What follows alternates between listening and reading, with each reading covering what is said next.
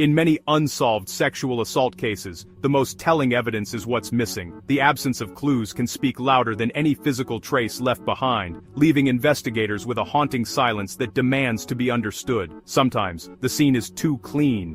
No fingerprints, no signs of struggle, nothing. It's as if the crime itself has been erased, leaving behind only the unsettling feeling that something crucial is being hidden. This emptiness is a silent confession, revealing a perpetrator who's meticulous and knows how to erase their presence. Every wiped surface, every carefully cleaned corner, is a deliberate act, a message left in the void. For investigators, this absence suggests premeditation and experience. It's not just about what's gone, but about the skill and planning required to make it disappear. Random violence is messy, but a spotless scene points to someone who's done this before, someone who understands forensics. The perpetrator anticipates every move the investigators might make, staying one step ahead. Gloves, cleaning materials, carefully chosen locations. These are the tools of a calculated predator. Each item is selected with purpose, each action rehearsed to perfection. Investigators must interpret the silence, shifting focus from what's present to what's conspicuously absent. They learn to read between the lines, searching for meaning in the void. Why are the window locks wiped clean? What story does a spotless latch tell about the person who touched it last?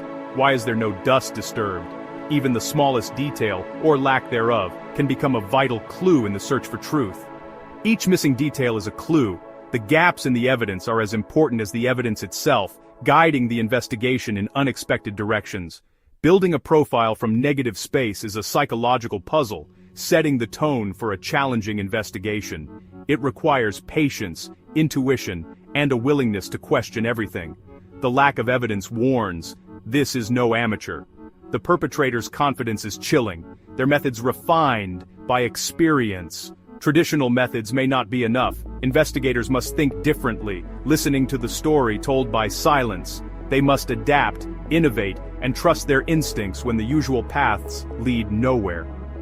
It's a daunting start to a journey for justice, already fraught with uncertainty. But in the quiet, determined minds search for answers, refusing to let the silence win.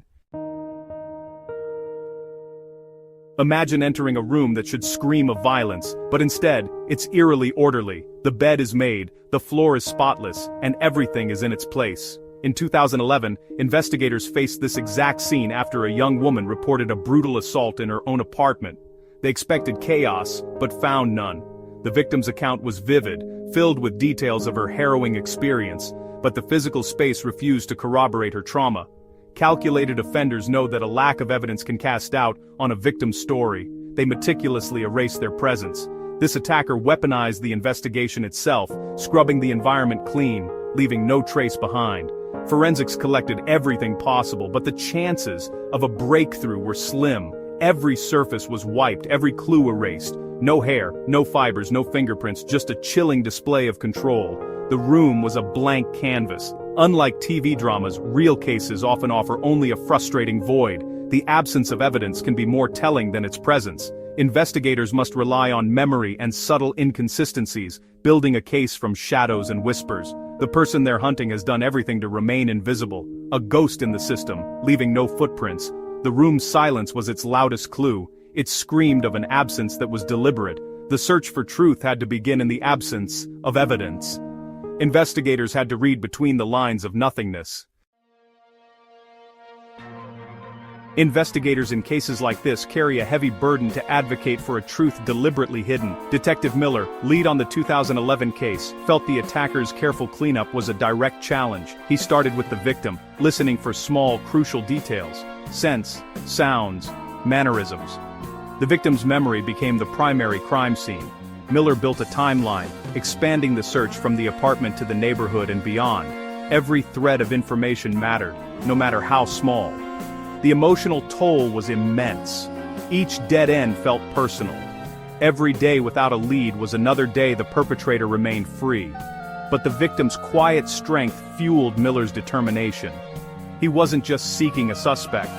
He was fighting to restore a voice to someone rendered invisible. The search was painstaking, but giving up was never an option. The burden was heavy, but so was the resolve. With no physical evidence, the investigation turned digital. Miller's team scoured the victim's devices for unusual communications, searching for any link to the attacker. They pulled cell tower data, cross-referencing thousands of numbers with known offenders and vehicle descriptions. Each number was a potential lead, each digital trace a possible clue. Data analysis became the new fingerprint dusting, algorithms replacing brushes. They searched for anomalies, a phone that appeared only during the assault, a suspicious social media profile, but the attacker was as careful online as in real life, likely using a burner phone, leaving no digital trail. The digital search ran cold, another dead end. The ghost they chased knew how to disappear in both worlds. Once again, investigators had to rely on the most fragile evidence, human memory. When evidence is scarce, suspicion can shift to the victim. Doubts arise. Was her memory accurate? Did she misidentify her attacker? This is the second victimization. The victim's credibility is scrutinized, compounding her trauma. The young woman in 2011 had to relive her ordeal repeatedly, pressured to recall more details. The burden to remember can be overwhelming. Sensitivity and trust are crucial. Investigators must be anchors, not interrogators. Detective Miller reassured her. The lack of evidence was the attacker's doing, not hers. Trust is the foundation of a difficult case. Without it, victims may withdraw or doubt themselves. When that happens, the investigation loses its most valuable resource. The system must protect, not silence, those it serves. Avoiding this second victimization is every good investigator's mission. Months passed, then a year. The case slowed, leads dried up, and the file was moved to cold case status. For Miller and the victim, cold meant limbo, a story with no ending. Miller revisited the file often, searching for missed details or new connections. Cold cases are puzzles that haunt detectives long after they're shelved. For the victim, the lack of closure meant living with constant fear and uncertainty. Every stranger was a potential threat. Safety was a memory. The justice system, despite its best efforts, couldn't give her an ending. Thousands of unsolved cases share this quiet tragedy. They don't disappear. They wait, holding stories of pain and unanswered questions. Resources shift, but the files remain, hoping for a breakthrough. Cold cases are a library of injustice, waiting for someone to try again. The search for answers never truly ends. Years passed. Technology evolved. Miller neared retirement, but the 2011 case haunted him. The weight of an unsolved case is a promise unfulfilled. Then, a breakthrough: forensic genetic genealogy. Even the tiniest DNA sample could now build a family tree through public databases. The evidence was minuscule, just a few skin cells, but it was enough to try. The decision to resubmit was a gamble, but Miller believed in the chance for justice. Months of lab work yielded a viable DNA profile. Genealogists search for distant relatives, piecing together a family tree. This hope keeps cold cases alive, that science will one day catch up to the criminal. Every old evidence box holds the potential for new discovery. The race against time continues, driven by the weight of unseen victims.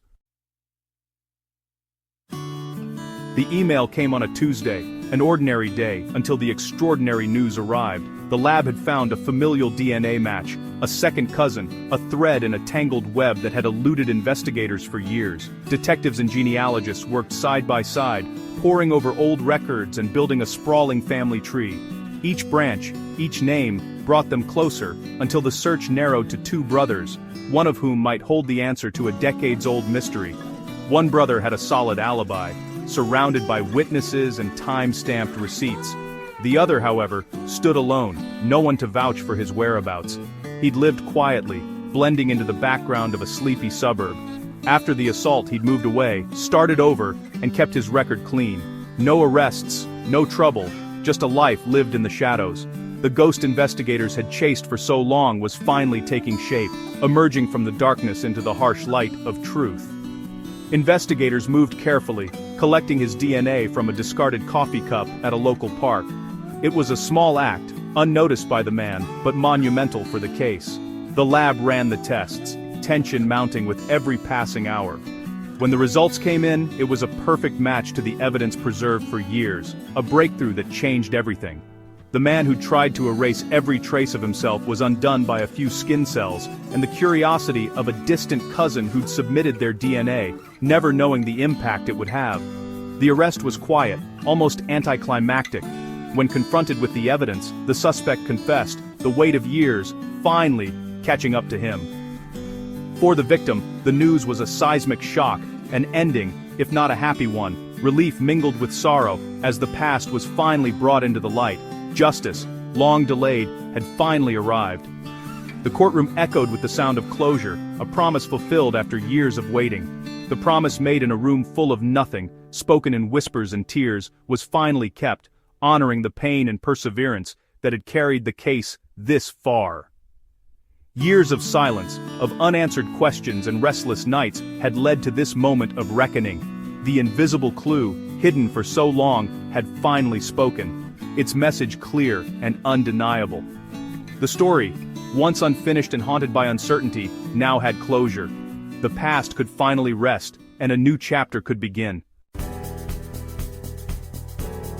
Solving a cold case sends ripples far beyond those involved. It offers hope to countless invisible victims still waiting for answers. Every scientific advance, every persistent investigator, proves that truth can survive the passage of time. The echo of a crime may fade, but it never disappears. Even the smallest clue can unlock a case years later.